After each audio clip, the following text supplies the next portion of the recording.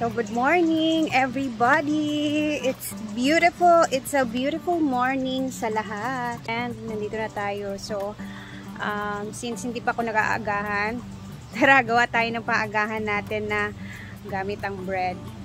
Napakadaling ano lang to siya mga madam gawin. Perfect for breakfast and it's very easy to make. Let's go sa taas. Meron tayo ditong bread na tira.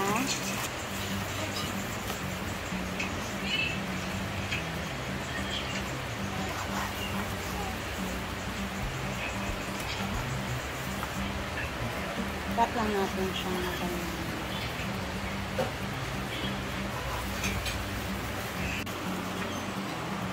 Para hindi ito masayang, magagamit pa natin ito later.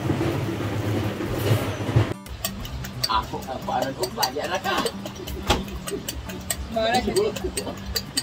Hinaguan farm. Ito, may tayong cheese, egg, tomato, and onions. Tapos, etong mga tira-tira na bread na hindi nila kinakain. So, meron din tayo ditong ketchup na spicy, chili spicy, and mafran na inutang ko sa tindahan. Ito na tayo magluluto. Magtunaw lang ng butter sa kawali sa tamtamang apoy.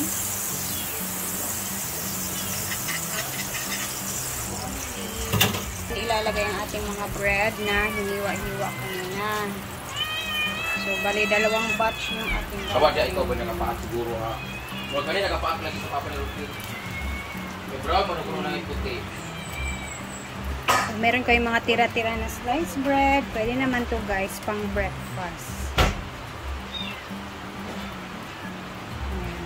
Tapos, ito na natin ilalagay ang ating itlog.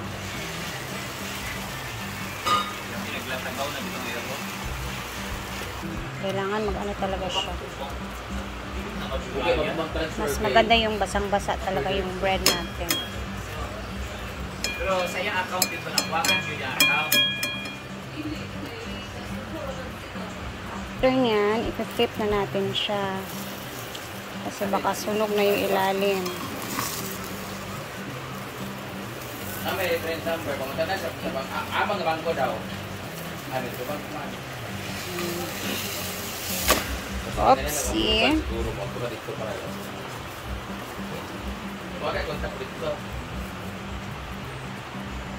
Meron tayo ditong kamatis. Sagay tayo ng kamatis.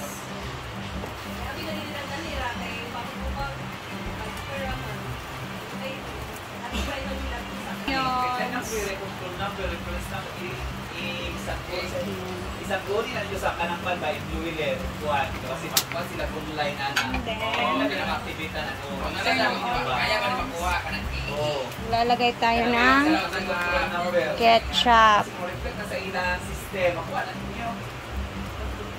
Di ba ito kagayan? Tira-tira. Ito yung mga cheese guys na hindi ko nagagamit dito sa farm na medyo matagalan na din. Pero mas okay yung cheese na pag mas tumatagal kasi alam niyo naman na mas sumasarap yan siya. Sa ref lang naman. Diba? And then gusto ko siyang lagyan nito kasi gusto ko may chili-chili konti. Konti lang.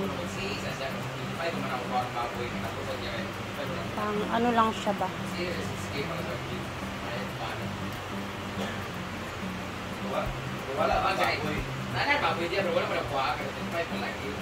Paborito ko talaga ito na ano. I-melt muna natin yung cheese natin.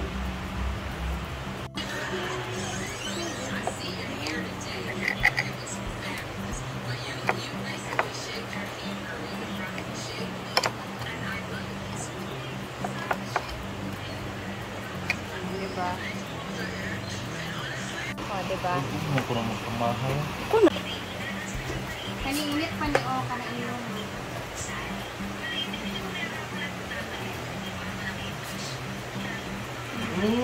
Sarap. Lumit lang. Yan, abe. Yan. Ma'am, lumit kayo, ma'am. sarap.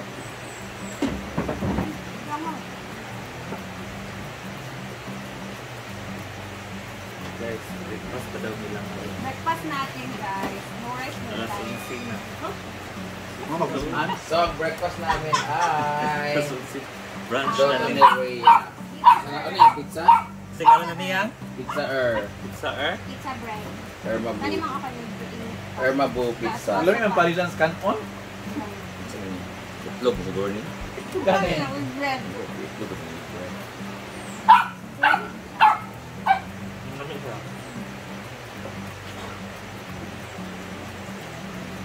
Oh, Ano lang? Look, it's Ano siya, bread, gito? ketchup, buga. Wala. Kaya ito lang. Mas late lang na. Ano? Ano yun? Tomato. Pizza.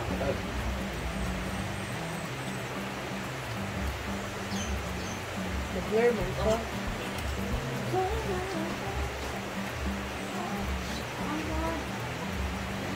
Tayo. Ang hulot dahil. Tanurin niyo kung gagawin ito yung nila tayo yung kanan sa paano yung wato na tayo.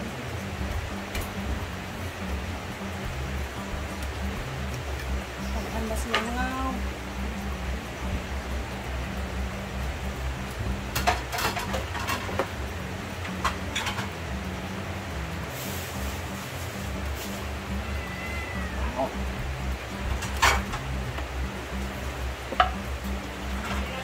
Tabangan na dahil natin yung tigil. So guys. diyan pala may sal. Diyan pala may sal.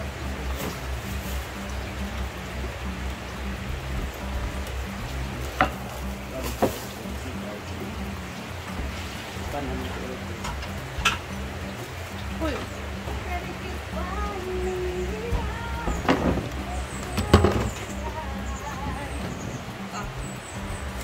Ito na ako kayo. Dahil ang picture ako. Pwede na po kung awat sa imong post. Ngayon kayo makuhan. Balikat yung may tago marang ko. No? Ano sila po yung mga gani. Saka tayo yung naman. Ano ito ba?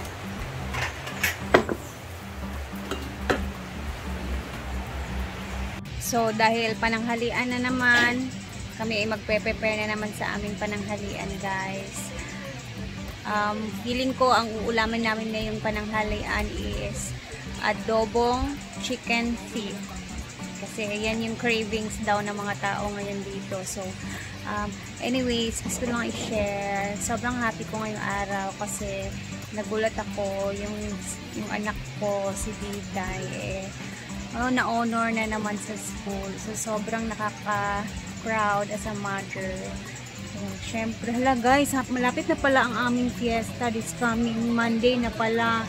Sad to say, ang fiesta namin is wala sila Brenda dito dahil meron silang racket sa ano ba to?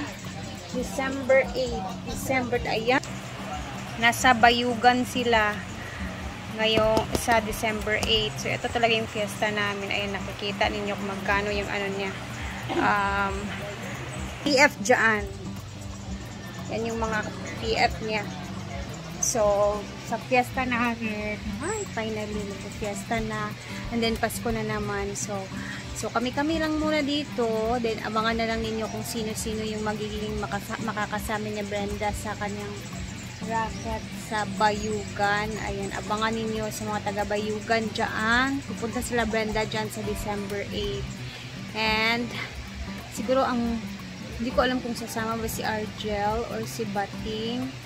Basta ang magpe-fiesta sa December 8 is ako, si Bating, si Argel, and si Bakang. So, kami apat talaga yung nasa sentro ng hasaan. So, ang mangyayari dito, tingnan na lang natin kung sino-sino yung kasama kasi hindi ko pa alam kung sino yung magiging kasama ni Brenda sa racket na yan. And then, ayan, maghahanda tayo, hindi tayo maghahanda ng marami. Sakto lang, yung meron tayong may offer sa ating mga bisita na pagkain. Yun lang muna. Kasi, meron ako sa bahay, meron akong baboy na binili last siguro mga 5 months na yan sa akin ngayon. Sobrang laki na din, nasa 80 kilos na din siya. So ang gagawin ko sa fiesta is iihawin namin siya ni Mark, and then magtitira ako for Pasko and New Year.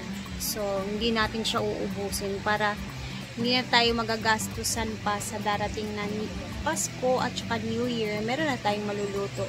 Hindi na tayo maghahanap ng karne. Yun yung plano namin ni Habi. Kaya every year talaga, bumibili kami ng baboy. Pang fiesta talaga guys. Kasi dyan lang naman yung time na makakasama namin yung mga relatives namin na nasa malayo. Tapos bibisita sa bahay. So, syempre, kahit pa paano meron tayong may offer na pagkain sa kanila, and then chika-chikahan, ganoon naman talaga siya pag fiesta. So, yan yung abangan natin sa Monday. Excited ako. At mabibisi na naman inyong nanay Rhea dahil alam niyo na lutuan to. Kaya bakbakan sa lutuan talaga yung mangyayari. So, yun lang muna. And see you later kasi magpe-prepare na kami ng aming pananghalian. Ayusin muna namin yung mga paa ng manok. Bye! And thank you for always watching guys. Love you and God bless you everyone.